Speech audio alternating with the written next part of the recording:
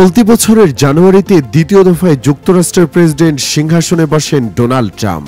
Trump ক্ষমতা অধিগ্রহণের সাথে সাথেই বিশ্বে আবারও ফিরে এসেছে বাণিজ্য যুদ্ধ। ক্ষমতায় এসে চীনের পণ্যে অতিরিক্ত 10% শুল্ক আরোপ করেছে ট্রাম্প। পাল্টা পদক্ষেপের ঘোষণা দিয়েছে চীনও।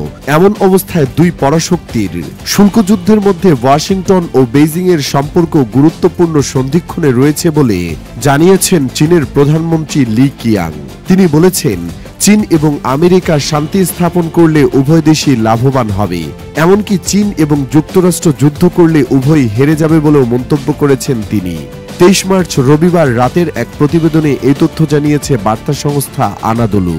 বার্তা সংস্থাটি বলছে, বেইজিং এবং ওয়াশিংটনের মধ্যকার সম্পর্ক গুরুত্বপূর্ণ সন্ধিক্ষণে রয়েছে বলে চীনের প্রধানমন্ত্রী লি কিয়াং মার্কিন সিনেটর স্টিভ ডেইন্স এবং বেইজিং মার্কিন ব্যবসায়ীদের সাথে কথোপকথনের সময় জানিয়েছেন।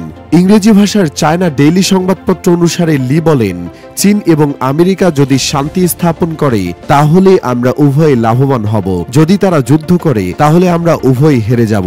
সংঘর্ষের পরিবর্তে আমাদের সংলাপ এবং উইন উইন সহযোগিতার মাধ্যমে লড়াই করা উচিত। আমরা আশা করি যুক্তরাষ্ট্র চীন সম্পর্কের সুস্থ, স্থিতিশীল এবং টেকসই উন্নয়নের জন্য একসাথে কাজ করবে চীন এবং আমেরিকা। চীনের এই প্রধানমন্ত্রী জোর দিয়ে বলেন, চীন সর্বদা যুক্তরাষ্ট্র সহ সারা বিশ্বের কোম্পানিগুলোকে চীনা ভূখণ্ডে স্বাগত জানায় এবং তাদের বৈধ দাবিগুলো সক্রিয়ভাবে পূরণ করার পাশাপাশি দেশি বিদেশি কোম্পানিগুলোকে সমানভাবে বিবেচনা এবং একটি সুস্থ ব্যবসায়িক পরিবেশ গড়ে তুলবে চীন। মার্কিন সিনেটর স্টিভ ডেইন্স বলেন, আমরা যখন চীনের দিকে তাকাই তখন দেখি 1991 সালে চীনের অর্থনীতি প্রায় $500 বিলিয়ন বা তারও কিছু বেশি ছিল। গত 34 বছরে আমরা চীনের বৃদ্ধি এবং পরিবর্তন লক্ষ্য করেছি। মার্কিন প্রেসিডেন্ট ডোনাল্ড ট্রাম্পের সমর্থক ডেইন্সও অদূর ভবিষ্যতে উভয় পক্ষের মধ্যে আরও উচ্চ স্তরের সংলাপের আশা প্রকাশ করেছেন। মার্কিন এই সিনেটর এর আগে আমেরিকান ব্যবসায়িক নির্বাহীদের সাথে বেইজিংয়ে বার্ষিক চীন উন্নয়ন ফোরাম 2025-এ যোগ দিয়েছিলেন। চীনা অর্থনীতির সুযোগ ও চ্যালেঞ্জ এবং বৈশ্বিক অর্থনৈতিক প্রবৃদ্ধির সম্ভাবনা নিয়ে আলোচনা করার জন্য ব্যবসায়ীদের 2 দিনের এই শীর্ষ সম্মেলন অনুষ্ঠিত হয়। তাদের অনেকেই চীনা প্রেসিডেন্ট শি জিনপিং এর সাথে দেখা করবেন বলে আশা করা হচ্ছে। চীনের রাষ্ট্রীয় সংবাদ মাধ্যম সিসিটিভি জানিয়েছে, শীর্ষ সম্মেলনে প্রধানমন্ত্রী লি বিদেশি বিনিয়োগকারীদের জন্য চীনের বাজারে প্রবেশের সুযোগ সম্প্রসারণের পরিকল্পনা ঘোষণা করেছেন। এছাড়া বহিরাগত চ্যালেঞ্জ মোকাবেলায় লি কিয়াং বলেন, সম্ভাব্য অপ্রত্যাশিত ধাক্কার জন্য প্রস্তুত চীন। রাশিয়া ইউরোপের জন্য বিশাল হুমকি। মস্কো 3 থেকে 4 বছরের মধ্যে ইউক্রেনের চেয়েও বড় একটি লক্ষ্যবস্তুর বিরুদ্ধে পূর্ণমাত্রায় অভিযান শুরু করতে পারে। আবার যদি ইউক্রেন আত্মসমর্পণ করতে বাধ্য হয় তাহলে নিশ্চিত 2030 সালের মধ্যে ইউরোপ আক্রমণে প্রস্তুত হতে পারে রাশিয়া। এমন সব সম্ভাবনাকে পুঁজি করেই সম্প্রতি হুঁশিয়ারি উচ্চারণ করেছে পোল্যান্ড। পোলিশ পররাষ্ট্রমন্ত্রী রাডলোসা সিকোরস্কি বলেছেন, চলতি দশকের শেষের দিকে রাশিয়ার আক্রমণ করার সম্ভাবনা সম্পর্কে ইউরোপকে প্রস্তুত থাকতে হবে। 25 মার্চ সোমবার এক প্রতিবেদনে এই তথ্য জানিয়েছে বার্তা সংস্থা আনাদোলু।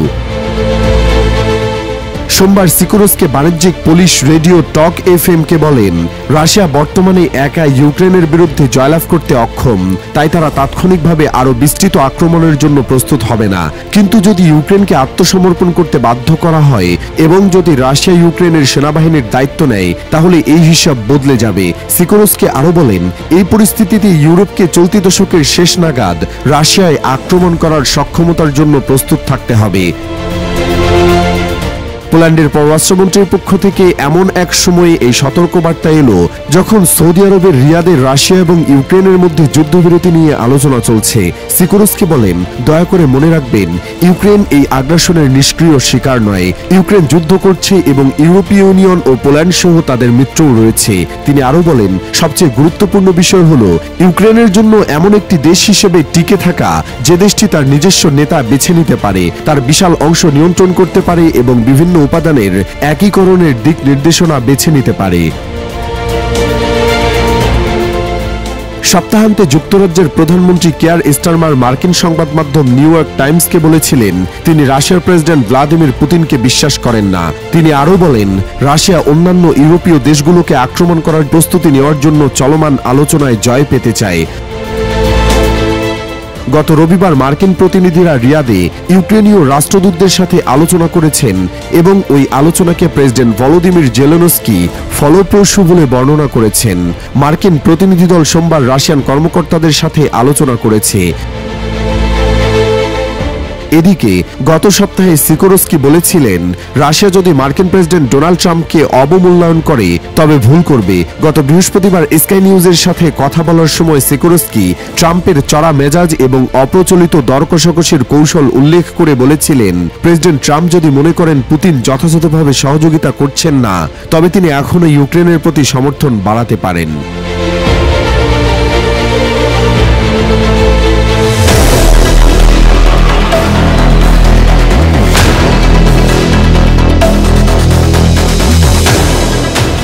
গাজার যুদ্ধবিরতি গত 19 জানুয়ারি শুরু হলেও 18 মার্চ মঙ্গলবার ইসরায়েল হামলা শুরু করে, যা থেকে এ পর্যন্ত গাজায় প্রায় 700 মানুষের মৃত্যু হয়েছে, যাদের মধ্যে অন্তত 400 জন নারী ও শিশু। হামাস জানিয়েছে তাদের বেশ কয়েকজন শীর্ষ কর্মকর্তা হামলায় নিহত হয়েছেন। এদিকে গাজার যুদ্ধবিরতি চুক্তি পুনরুদ্ধারের জন্য একটি নতুন প্রস্তাব উত্থাপন করেছে মিশর। যুক্তরাষ্ট্র ও ফিলিস্তিনের স্বাধীনতাকামী সংগঠন হামাস প্রস্তাবটি সমর্থন করলেও ইসরায়েলের পক্ষ থেকে এখনো আনুষ্ঠানিক কোনো প্রতিক্রিয়া আসেনি। সোমবার এক প্রতিবেদনে এমনই তথ্য জানিয়েছে বার্তা সংস্থা রয়টার্স ও জেরুজালেম পোস্ট। প্রতিবেদনে বলা হয়েছে, হামাস প্রতি সপ্তাহে 5 জন ইসরায়েলি বন্দীকে মুক্তি দেবে এবং প্রথম সপ্তাহের পর ইসরায়েল যুদ্ধবিরতির দ্বিতীয় ধাপ কার্যকর করবে। মিশরের এই প্রস্তাবের মধ্যে মূলত একটি সময়সূচি নির্ধারণ করা হয়েছে, যার মাধ্যমে গাজা উপত্যকা থেকে ইসরায়েলি বাহিনীর পুরোপুরি প্রত্যাহারের বিনিময়ে সব বন্দীর মুক্তির প্রক্রিয়া সম্পন্ন হবে। এই পরিকল্পনার বাস্তবায়ন নিশ্চিত করতে যুক্তরাষ্ট্র গ্যারান্টি দেবে বলেও জানিয়েছে মিশরীয় কর্তৃপক্ষ। হামাসের দাবি, ইসরায়েল জানুয়ারির যুদ্ধবিরতি চুক্তি লজ্জাজনকভাবে লঙ্ঘন করেছে, তবুও হামাস এখনও আলোচনা চালিয়ে যেতে প্রস্তুত এবং মার্কিন প্রেসিডেন্ট ডোনাল্ড ট্রাম্পের বিশেষ দূত স্টিভ উইটকফের প্রস্তাব পর্যালোচনা করছে।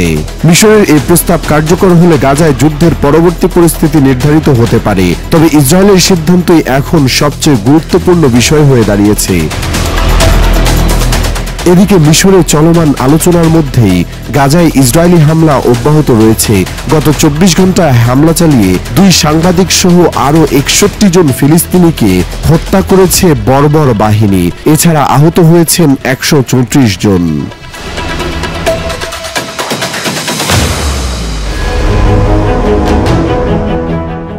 গত বুধবার থেকে বিক্ষোভে উত্তাল তুরস্ক। দেশটির প্রেসিডেন্ট রিসেপ তাইয়েপ এরদোয়ান তার রাজনৈতিক প্রতিদ্বন্দ্বী একরাম ইমামোগলুকে জেলে পাঠিয়েছেন। বলা হচ্ছে এর মধ্য দিয়ে তিনি বিপন্ন করে তুলেছেন তুরস্কের গণতন্ত্রকে। এর মাঝে কারাবন্দী বিরোধী নেতা এবং দেশটির ঐতিহাসিক শহর ইস্তাম্বুলের মেয়র একরাম ইমামোগলুকেই পরবর্তী প্রেসিডেন্ট নির্বাচনের প্রার্থী হিসেবে ঘোষণা করেছে তার রাজনৈতিক দল সিএইচপি। সোমবার দলের একজন মুখপাত্র এএফপিকে এ তথ্য নিশ্চিত করেছেন। পিপলস রিপাবলিক পার্টি বা সিএইচপি একটি বাম ঘেঁষা রাজনৈতিক দল এবং এই মুহূর্তে তুরস্কের বৃহত্তম বিরোধী দল। 58 বছর বয়সী একরাম ইমামোগলু সিএইচপির অন্যতম শীর্ষ নেতা। গত 19 মার্চ এক বিশেষ অভিযানে আটকের পর রবিবার তাকে গ্রেপ্তার দেখিয়ে আদালতে তোলা হয়। সেখানে একরামের বিরুদ্ধে ঘুষ গ্রহণ, চাঁদাবাজি, অবৈধভাবে অন্যের ব্যক্তিগত তথ্য রেকর্ড করা, টেন্ডারবাজি এবং অপরাধী সংগঠনের সঙ্গে সংশ্লিষ্টতার অভিযোগ আনে তুরস্কের পুলিশ ও রাষ্ট্রপক্ষের আইনজীবীরা। আদালত এসব অভিযোগ আমলে নিয়ে তাকে কারাগারে পাঠানোর নির্দেশ দেন। ইমামোগলু অবশ্য তার বিরুদ্ধে আনা সব অভিযোগ অস্বীকার করেছেন। 19 মার্চ আটকের পর রিমান্ডে নেওয়ার আগে তিনি বলেছিলেন, কখনো মাথা নত করব না। রাজনীতিবিদ হিসেবে একরাম ইমামোগলু তুরস্কে বেশ জনপ্রিয়। 2019 সালে তিনি প্রথম ইস্তাম্বুলের মেয়র নির্বাচনে প্রার্থী হন এবং জয়ী হন, কিন্তু তুরস্কের সুপ্রিম ইলেকশন কাউন্সিল এই নির্বাচন বাতিল করে পুনর্নির্বাচনের নির্দেশ দেয়। সেই নির্বাচনে আরও বড় ব্যবধানে জয়ী হন ইমামোগলু। এই বিজয় তাকে শুধু ইস্তাম্বুলের মেয়র হিসেবেই নয়, বরং সমগ্র বিরোধী আন্দোলনের প্রতীক হিসেবে প্রতিষ্ঠা করে। সম্প্রতি 2028 সালের প্রেসিডেন্ট নির্বাচনে প্রার্থী হওয়ার ঘোষণা দিয়েছিলেন ইমামোলু। তারপরে 19 মার্চ তাকে আটক করা হয়। তাকে আটকের খবরে বিক্ষোভে ফেটে পড়েন তার সমর্থকরা। সেই বিক্ষোভ এখনো চলছে। রবিবার পর্যন্ত তুরস্কের 81টি প্রদেশের অন্তত 55টিতে ইমামোলুর পক্ষে সমাবেশ হয়েছে বলে প্যারিস ভিত্তিক একটি বার্তা সংস্থা জানিয়েছে। তাকে গ্রেপ্তারের পর রবিবার রাতে তুরস্ক জুড়ে 1 দশকেরও বেশি সময়ের মধ্যে সবচেয়ে ভয়াবহ অস্থিরতা দেখা গেছে। বিক্ষোভকারীদের উপর ছোড়া হয়েছে টিয়ার শেল, রাবার বুলেট। এদিকে সোমবার আঙ্কারায় দেশটির মন্ত্রিসভার বৈঠকের পর সাংবাদিকদের সঙ্গে আলাপকালে প্রেসিডেন্ট রিসেপ তাইয়েপ এরদোয়ান কড়া মন্তব্য করেছেন। তিনি বলেছেন, একরাম ইমামোলুকে কারাগারে পাঠানো ঘিরে যে বিক্ষোভ শুরু হয়েছে তা সহিংস আন্দোলনের রূপ নিয়েছে। আন্দোলনে পুলিশ কর্মকর্তাদের আহত হওয়া এবং সম্পত্তির ক্ষয়ক্ষতির দায় প্রধান বিরোধী দলকে নিতে হবে। মন্ত্রিসভার বৈঠকের পর এরদোয়ান বলেছেন, নাগরিকদের উস্কানি দেওয়া বন্ধ করা উচিত সিএইচপির। তাদের এই প্রদর্শনী শেষ পর্যন্ত বন্ধ হবে এবং তারা দেশে যে ক্ষতিকর কাজ করেছে সেজন্য তারা লজ্জা বোধ করবে।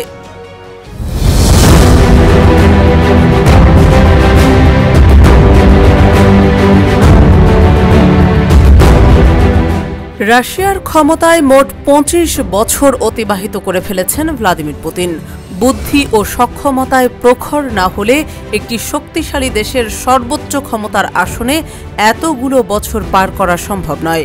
রুশ প্রেসিডেন্টের এমন দক্ষতা ও প্রবল ক্ষমতাকে ইতিবাচকভাবে মূল্যায়ন করেছেন মার্কিন প্রেসিডেন্ট ডোনাল্ড ট্রাম্পের বিশেষ দূত স্টিভ উইটকফ। তিনি বলেছেন, পুতিনকে খারাপ মানুষ বলে মনে করি না, তিনি সুপার স্মার্ট। রুশ প্রেসিডেন্ট বেশ অমায়িক ও অকপট ব্যক্তি। ট্রাম্পপন্থী সাংবাদিক হিসেবে পরিচিত টাকার কার্লসনকে দেওয়া এক সাক্ষাৎকারে এ মন্তব্য করেন তিনি। শুধু তাই নয়, রুশ প্রেসিডেন্ট ভ্লাদিমির পুতিনকে তিনি যে পছন্দ করেন তাও সাক্ষাৎকারে জানান উইটকফ। 10 দিন আগে পুতিনের সঙ্গে দেখা করেছেন উইটকফ। তিনি বলেন, পুতিন তাকে বলেছেন গত বছর ট্রাম্প হত্যা চেষ্টার শিকার হওয়ার পর তিনি তার জন্য প্রার্থনা করেছিলেন। উপহার হিসেবে ট্রাম্পের একটি প্রতিকৃতিও আঁকিয়েছিলেন। এটা নিশ্চিতভাবে ট্রাম্পের হৃদয় ছুঁয়ে গিয়েছিল। ইউক্রেন যুদ্ধ ঘিরে রাশিয়ার উত্থাপন করা বিভিন্ন যুক্তি আবার তুলে ধরেন ট্রাম্পের দূত। রাশিয়ার মতো তিনিও ইউক্রেনকে একটি মিথ্যা দেশ বলে আখ্যা দিয়েছেন। পাশাপাশি ইউক্রেনে দখল করা অঞ্চলগুলো রাশিয়ার ভূখণ্ড বলে বিশ্ব কখন স্বীকৃতি দেবে সে প্রশ্নও রাখেন স্টিভ উইটকফ।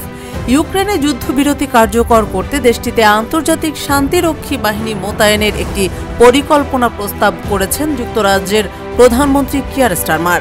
সাক্ষাৎকারে তা বাতিল করে দেন উইটকফ। স্টারমার ও ইউরোপের অন্য নেতাদের দেওয়া প্রস্তাবটি অতি সরল ধারণার উপর ভিত্তি করে তৈরি বলে মন্তব্য করেন তিনি। প্রতিনিধি দলের নেতৃত্ব দিচ্ছেন উইটকফ। এ নিয়ে তিনি রাশিয়া ও ইউক্রেন দুই দেশের কর্মকর্তাদের সঙ্গে কথা বলছেন। তবে রাশিয়ার সেনা সদস্যরা ইউক্রেনের যে 5টি অঞ্চল আংশিক দখলে নিয়েছে, সাক্ষাৎকারে সেগুলোর নাম বলতে পারেননি উইটকফ। সাক্ষাৎকারে স্টিভ উইটকফ বলেন, তথাকথিত 4টি অঞ্চলই এই সংঘাতের সবচেয়ে গুরুত্বপূর্ণ বিষয়। দনবাস, ক্রিমিয়া, কি জানি নাম আপনি তো জানেনই, এবং আরও 2টি অঞ্চল। মূলত রাশিয়ার দখলে থাকা ইউক্রেনের 5টি অঞ্চল বা প্রশাসনিক এলাকা হল লুহান্স্ক, দোনেৎস্ক, জাপোরিঝিয়া, খেরসন ও ক্রিমিয়া। লুহান্স্ক ও দোনেৎস্কের অধিকাংশ অঞ্চল দনবাসের অন্তর্ভুক্ত। যুদ্ধবিরতি নিয়ে এরই মধ্যে রাশিয়া ও ইউক্রেনের কর্মকর্তাদের সঙ্গে সৌদি আরবে বৈঠক করেছেন মার্কিন কর্মকর্তারা। একই বিষয়ে সৌদি আরবে রবিবার ও সোমবারও বৈঠকের কথা রয়েছে। এর আগে শনিবার দিবাগত রাতে কিয়েভে রুশ বাহিনী ড্রোন হামলা চালিয়েছে বলে জানিয়েছে ইউক্রেন। এতে 5 বছরের এক শিশু সহ 3 জন মারা গেছে ও 8 জন আহত হয়েছে।